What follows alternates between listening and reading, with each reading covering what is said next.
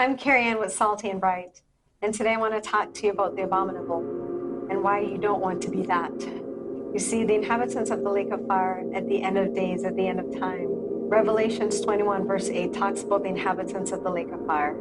And so John got a vision from God, and God created a new heaven. There was a new heaven and a new earth, and sin was not in the world anymore. All of the pain, all that was gone. Pain, death, sorrow, there's none of that. So it was a new eternity. It was time for us to spend eternity with God. However, there were a set of people who did not make it in.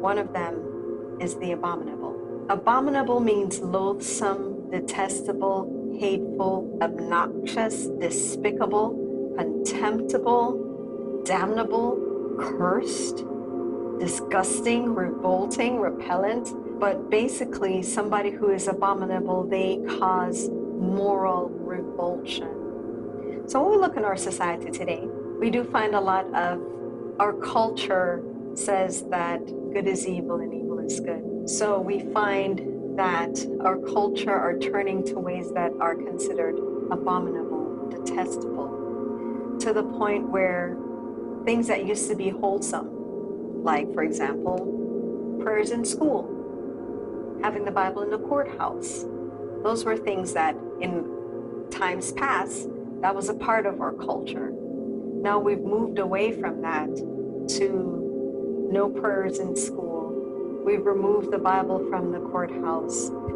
There are so many different things now that are now allowed in school. With sexual education comes more promiscuity, and I could go into more, but again, things that were considered good are now considered evil, and it's banned, and we can't do that. We can't pray in school. But the things that before were considered bad, it's welcomed. We're at the stage now where a 4-year-old can determine whether he's a boy or a girl and what pronouns he wants to use. And before, that wasn't even an issue. But today it's considered good, and organizations are encouraged to use pronouns. God created them male and female, and God didn't make a mistake. When children go through adolescence, they experience some level of confusion. However, we've gotten to the point in our world where good is now considered evil, and evil is considered good.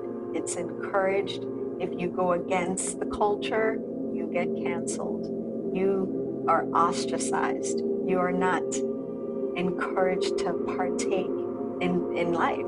And again, the abominable, the detestable, the revolting, the repellent, these are the ones that have their place in the lake of fire.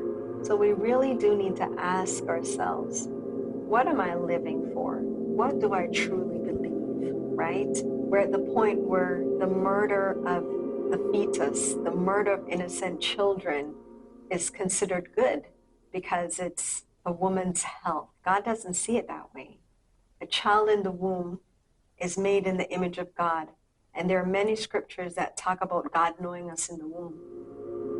It's a person in the womb. And so there are lots of debates as to whether a mother should have the authority or the right to murder this child. How is murder good? Doesn't make sense. But in our culture today, it seems it's normal, or it's normalized, or it's fine. And again, these things are abominable, and those who are abominable end up in the lake of fire. I want to bring this to your attention. I mean, these are very hot topics. These are very controversial topics.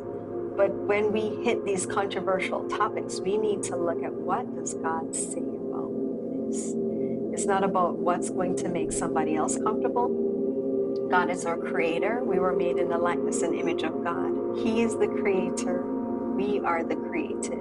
And as the created, we do not determine what is considered up to his standard. He, our creator, sets the standard.